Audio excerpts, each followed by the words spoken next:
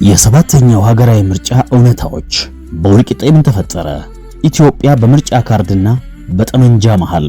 የውጭ ሚዲያዎችና ምድር ላይ ያለው እውነታ።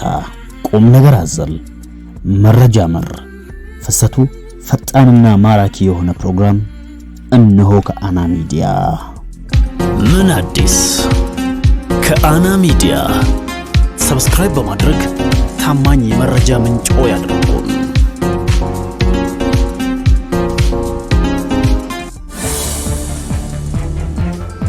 ምርጫ በዚህ በታሰበው መልክ ሰላማዊ ሆኖ እንዳይሄድ የኢትዮጵያ ታሪካዊ ጠላቶች የሚገዟቸውን ኃይሎች ገዝተው በስፋት አሰማርተዋል፣ ፕሮፓጋንዳ ሰርተዋል።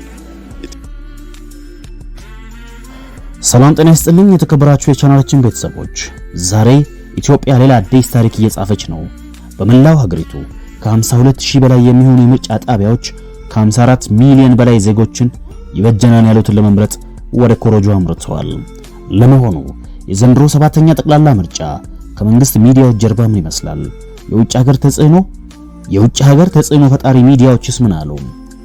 በወልቂጤ የምርጫ ክልል የተነሳው ትኩስ ውዝግብስ ምንድነው? ሁሉንም እውነታዎች ዛሬ ፊት ለፊት እናያቸዋለን።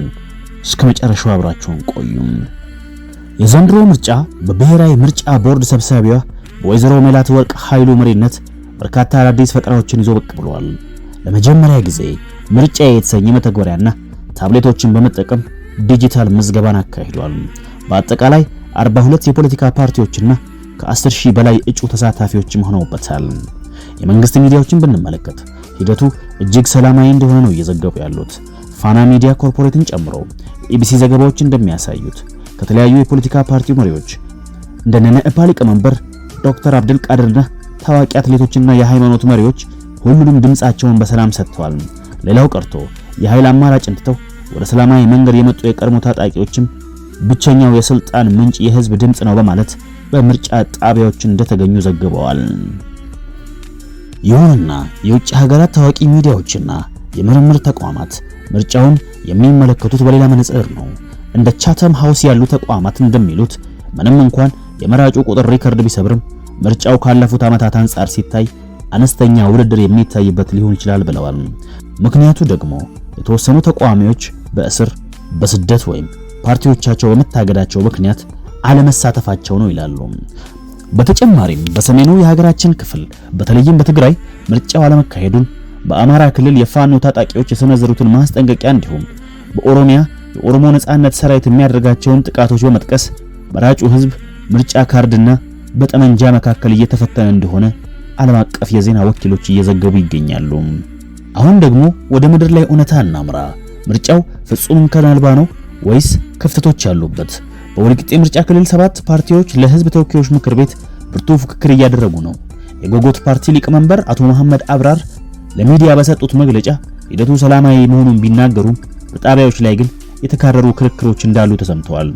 በእድገት በር ቦሌ መንደር ምርጫ ጣቢያ የጎጎት ፓርቲ ታዛቢ አቶ ሚፍታር ረዲን እንደገለጹት እድሜያቸው ለምርጫ ያልደረሱ ህፃናት ሊመርጡ ሲሉ ታዘበው አስቆመዋል። ነገር ግን የምርጫ ጣቢያው ኃላፊ ዓለም ደስታ ይህንን ክስ ያስተባብላሉ። ሰዎቹን የመለስናቸው በእድሜ ማነስ ሳይሆን መታወቂያ ባለመያዛቸው ነው ሲሉ ምላሽ ሰጥተዋል። ክርክሩ በዚያ አያበቃም። በእድገት በር ራስ ዘስላሴ ትምህርት ቤት ምርጫ ጣቢያ ደግሞ የጎጎት ታዛቢው አቶ ሐሚድ ካድር 3 ሰዎች ከአንድ በላይ ወይም ድርብ የምርጫ ካርድ ይዘው መገኘታቸውን ሲናገሩ የጣቢያው ኃላፊ አቶ ታረቀኝ ግን እስካሁን 2 ካርድ የያዘ ምንም አይነት ሰው አልገጠመኝም በማለት ክሱን ሙሉ በሙሉ ውድቅ አድርገውታል።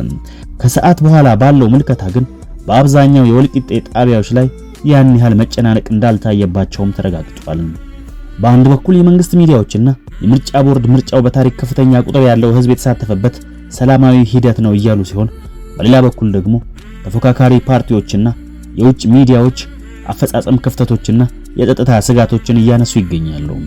ይህ ሰባተኛው ሀገራዊ ምርጫ ውጤት ሀገሪቱን ወደ ምን አይነት የፖለቲካ ምዕራፍ ያሻግራት ይሆን የሚለውን አብረን የምናይ ይሆናል።